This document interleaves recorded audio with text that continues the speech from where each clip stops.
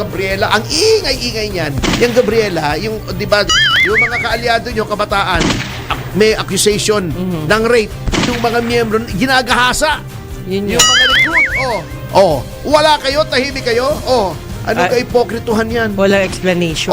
May testigo, ni-rape daw siya. Nag-social media, lahat, Bago itong kabataan, bakit internal investigation? Bakit ayaw niyong paimbestiga sa pulis? Bakit kayo nag-imbestiga? May tinatago kayo. Yun lang. Mga ipokrito.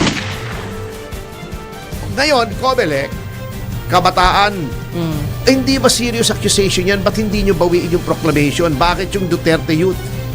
O ayaw iproklama? Akusasyon lang. Ang akusasyon pa na sinasabi yung serious vote buying na wala namang pruweba. Eto ang mga dumating na turista Opo. sa mga iba't ibang bansa ng ASEAN itong 2024. Eto basahin natin. Kaya magtataka ka kung bakit sinasabing magaling yung tourism secretary. Myanmar, 1 milyon. Siyempre, anong meron sa Myanmar? May military junta yan Medyo magulo. Lao, yung Laos, pero Lao ang ang pronunciation. Diyan dating ambassador ang nasirang si yung tatay ni Boss Edgard. Si Colonel Ambassador Antonio, si Ambassador Colonel Antonio Cabangon Chua. 4.1. Kita mo? Siyempre, 4.1 lang. Laos nga Pero, malapit-lapit na tayo sa Laos. Sa Lao. Ang Philippines, 5.1 lang ang dumating. 5.1. Kala nyo marami yun. Hindi kasi ang Cambodia na mas kokonti ang makikita mo sa Cambodia. Angkor Wat lang ang makikita mo roon, yung parang ruins, Wala namang iba rong masyado. 6.7. Wow.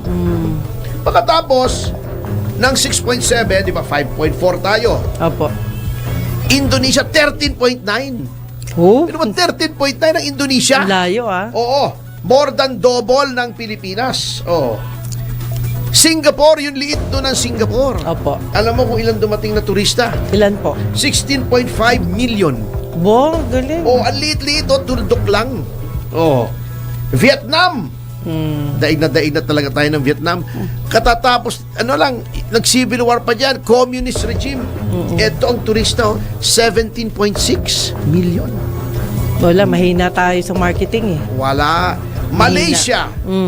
Mas maliit di hamak sa atin na Malaysia. Opo. 25 million na turista. At ang pinakamarami, mabigat, Thailand, number 1.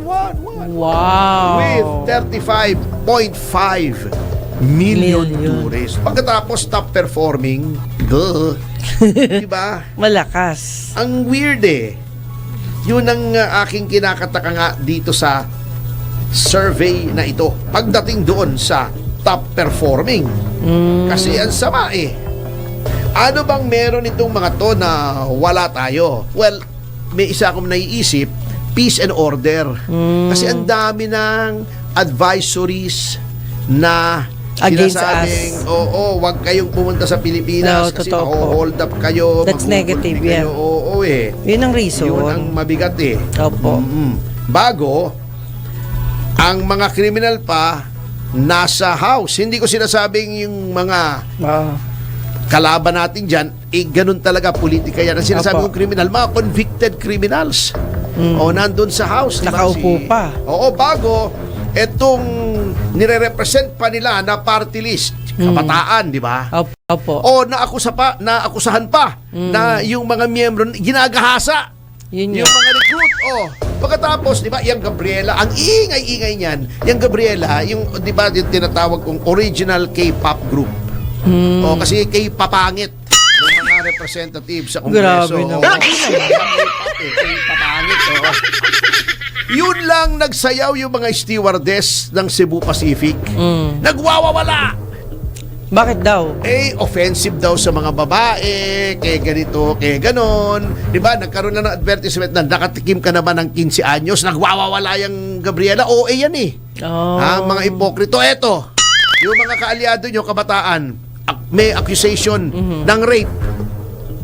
Wala kayo, tahimik kayo. Ano ka ipokrituhan yan? Walang explanation.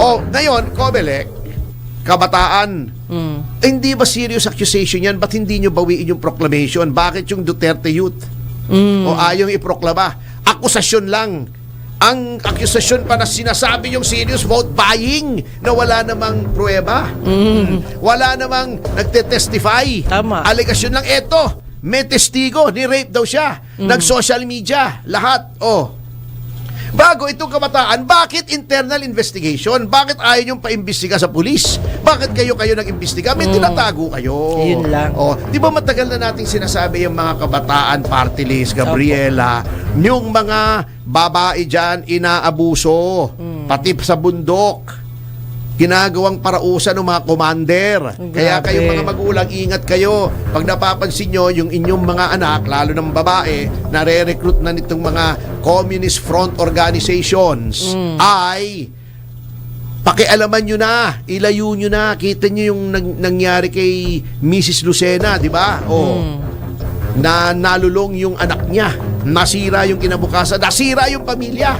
Kayo na ba mga kabataan, mga bata, pinag-aaral kayo ng magulang nyo, nagsasakripisyo yung mga magulang nyo sa inyo, Opo. ipiliin nyo pa yung mga ulalong yan, mga Tama. salot ng lipunan, mga rebelde, kesa sa sarili nyong ina, sarili nyong pamilya, mag-isip-isip kayo. Anong Mali nangyari? ang Anong nangyayari sa mga nare-recruit? Napapatay. Yes. Kasi yung mga matatagal na dyan sa kinusang yan, kayo ang sinusubo sa Ayun. bakbakan. Kaya kayo namamatay, yung mga bata. Sila, yung mga leaders nila, nasa Green Hills nag-aaral, yung anak, di ba, si Teddy Casino, nasa abroad nag-aaral yung kapatid, yung si Grabe. Sara Elago. Utu-utu kayo kung magpaparecruit pa kayo sa mga yan. Gahasa aabutin nyo dyan sa mga party list na yan. Sayang, Matagal na yung mga aligasyon na yan. Napakarami na yan. Opo. Ang dami nang lumalabas. Ay nako. Malungkot. Matuto na po tayo dito sa Pilipinas. Opo. Wala na yung communism, wala na yan sa ibang bansa, dito na lang. Naubos na yan. Kaya nangangamote Pilipinas. Wala na. Sa mismong China, communist in name, ano bang tawag mo sa ekonomiya nila? Hindi ba market economy yan? Kayo naman pinakamarami, napakaraming naging bilyonaryo sa China. Communism ba yan? Ayun. Naging number one pa yung IQ. Yan, ang Russia, gano'n na rin. Hindi pa kayo Yun lang. yung pinagmula ng komunismo, ayaw na sa komunismo. Ayaw na. As a political philosophy, pangalan na lang. Anyway, sa notang yan, mga kasama, hanggang sa next week.